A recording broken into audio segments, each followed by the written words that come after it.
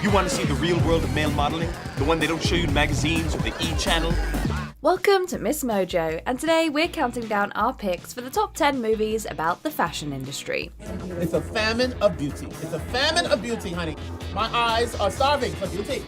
And it's sort of comical how you think that you've made a choice that exempts you from the fashion industry when in fact you're wearing a sweater that was selected for you by the people in this room from a pile of stuff.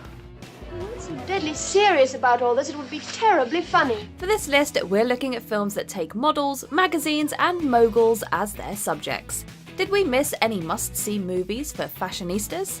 Let us know in the comments below. Number 10, Bill Cunningham, New York. The New York Times' acclaimed style photographer and columnist is the subject of this documentary. See, a lot of people have taste, but they don't have the daring to be creative. Here we are in an age of the cookie-cutter sameness. There are a few that are rarities. Jumping between his daily bike route, his office, and his tiny Manhattan apartment, the film portrays the late photojournalist's fascination with street style and the ways everyday people dress. His archive is really not just an encapsulation of fashion, but of New York life. While a slew of industry heavy hitters appeared to discuss his legacy, the film remains focused on Cunningham's single-minded passion for clothing, regardless of who is wearing it. It's not only a decade-spanning educational experience for fashion devotees, but also a timeless portrait of an artist who has simply perfected his craft.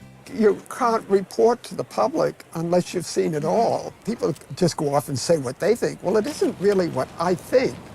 It's what I see. Number 9, Scatter My Ashes at Bergdorf's. This documentary focuses on the history of Bergdorf Goodman, the legendary luxury department store in Midtown Manhattan. So glamorous. Oh my God, everything that implies beauty, excitement.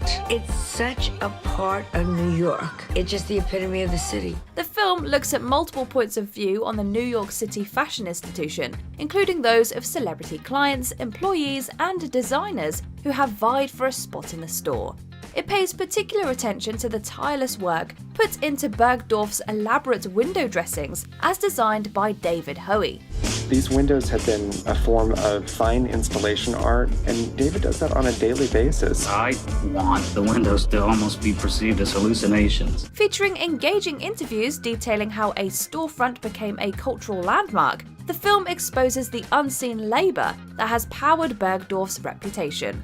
Come for the beautiful clothes, stay for the fascinating people. You know, there's a customer who's trying something, she's like, oh, that's terrible, really terrible, but buy it because it's not as terrible as what you came in wearing. What do you think you'd be doing if you weren't doing this? Drinking. Number 8, Blow Up. Set in the mod subculture of 1960s London, this mystery thriller focuses on a disturbing discovery made by fashion photographer Thomas. After blowing off a photo shoot to take pictures of strangers in a park, he finds he may have captured a murder on film. Who was he? Someone. Surrounded by fashionable social circles of his city, Thomas grapples with this reality while leading a lifestyle of sex, drugs, and rock and roll.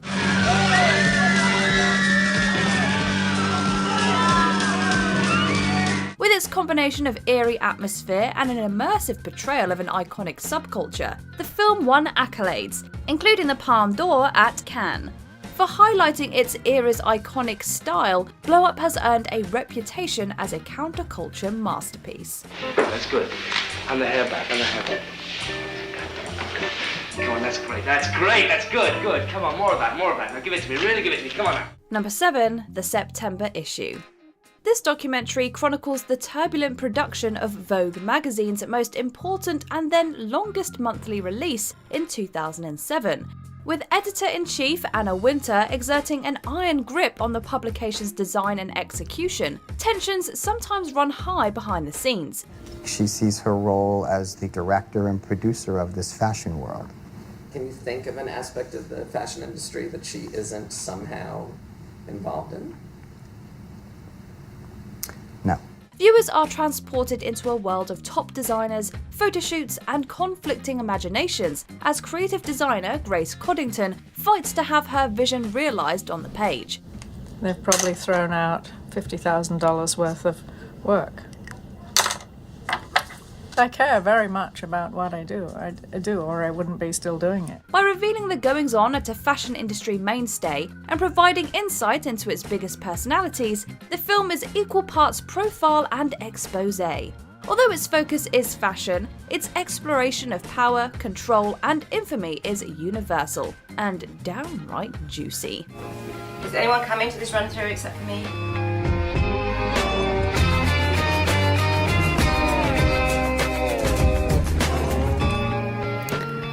So what else? Number 6. Coco before Chanel. This French biopic chronicles the rise of the iconic designer and fashion house founder. Elle est prête à dépenser une fortune pour que tu lui en fasses un. Je lui dis qu'il y avait peu d'espoir. Beginning with her lesser-known childhood in an orphanage, the film follows her career as a singer in a music hall and the big break she got thanks to a wealthy lover. Tu ne comptes quand même pas sérieusement travailler? Ça n'a pas de sens. Qu'est-ce que t'en penses? Je pense qu'elle a raison. What begins as a side job sewing dresses quickly turns into a lucrative hat business as Chanel navigates romance and develops her craft.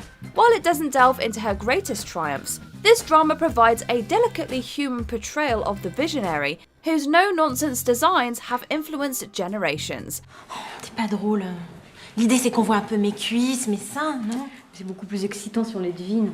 Star Audrey Tautou may be best known for Amelie, but her restrained performance here deserves just as much praise.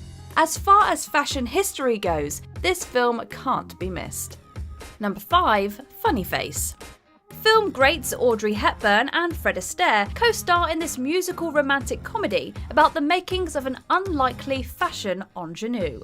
Now, what's wrong with bringing out a girl who has character, spirit, and intelligence? That certainly would be novel in a fashion magazine. When two higher-ups at a fashion magazine decide they want their brand to be brainy as well as beautiful, they enlist a young bookstore attendant as their newest model. Oh, how could I be a model? I have no illusions about my looks. I think my face is funny. Although skeptical about the industry, she embarks on a trip to Paris and finds herself grappling with an attraction to renowned photographer Dick Avery. Despite being a real lifestyle icon, Hepburn nails her role as a fashion-averse intellectual and naturally looks great doing it. If that weren't enough, her gorgeous costumes were designed by Hubert de Givenchy himself. The hair, the dress, it's perfection. You see how much we accomplish when you appear. Now do try to stay with us for a while. Number 4. Yves Saint Laurent. This French biographical drama takes a look at the height of the legendary couturier's career from the late 50s through to the 70s. Et peut-on savoir ce que vous comptez faire pour votre premier défilé?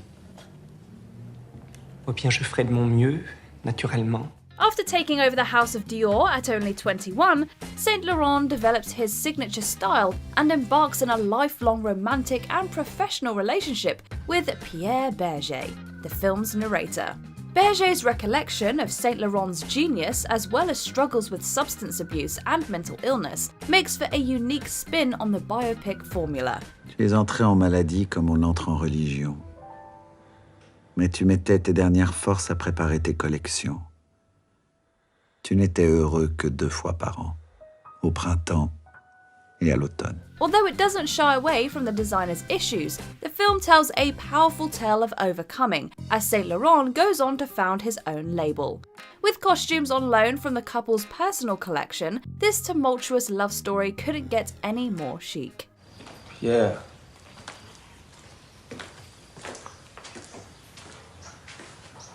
Je suis là, Yves. Number 3. Ready to wear. Prêt-à-porter. While some movies pay tribute to the business of selling clothes, others aren't so generous. Is that fashion? Is it? I mean, is there a message out there? I mean, you got a lot of naked people wandering around here? This satirical comedy drama wryly imagines the goings-on at a particularly dramatic Paris Fashion Week. With a sprawling ensemble cast of 31 characters and countless recognizable faces, there's a plotline for every viewer and then some.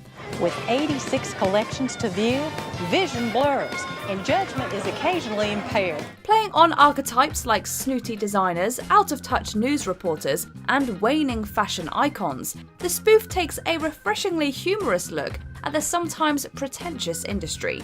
Director Robert Altman is known for his subversive approach to filmmaking, and this sardonic take on the foibles of fashion elite is both brutal and hilarious. I think shoulders are very fresh again, and of course legs. She doesn't have to have legs, but it's wonderful if she does. Number 2, Zoolander. Ben Stiller is really ridiculously good looking as the eponymous character in this classic action comedy of the early aughts. With his career threatened by newcomer Hansel, the once successful and always dim-witted male model falls prey to a sinister plot. Models don't think for themselves. They do as they're told. That is not true.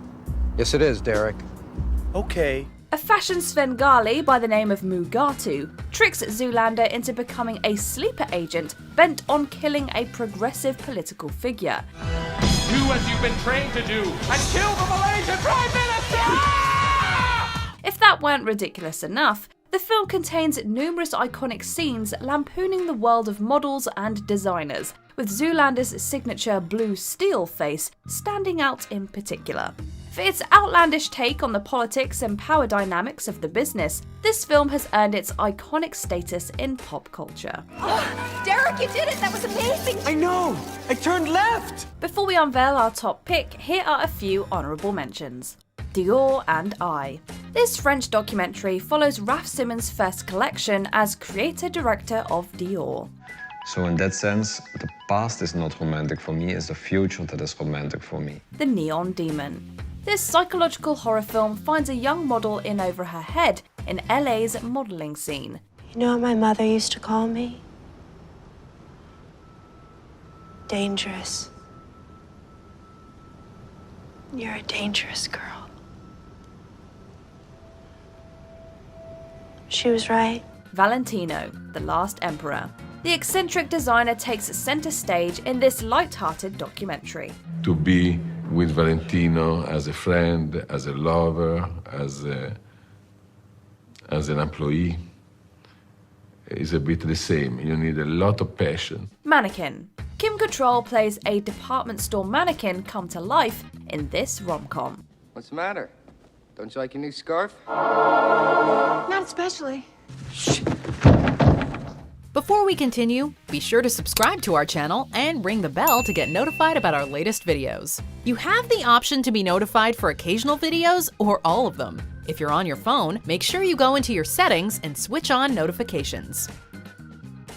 Number 1, The Devil Wears Prada. Anne Hathaway and Meryl Streep go head-to-head in this beloved comedy drama. When fashion-illiterate journalism grad Andrea Sachs lands a job at a premier fashion magazine, she has no idea what's in store. Who is that sad little person? Are we doing a before and after piece I don't know about? Despite editor-in-chief Miranda Priestley subjecting her to near-impossible tests, Andy manages to impress, but at the cost of her closest relationships. You know, in case you were wondering, the person whose calls you always take, that's the relationship you're in. I hope you two are very happy together. Although Vogue magazine may have inspired the narrative in part, Streep's Priestley takes on a life of her own as one of the most nightmarish movie bosses of all time. With razor-sharp wit and a nuanced perspective on the role of elite fashion institutions, this film is as thoughtful as it is fun. Everybody wants this. Everybody wants to be us. Do you agree with our picks? Check out this other recent clip from Ms. Mojo. And be sure to subscribe and ring the bell to be notified about our latest videos.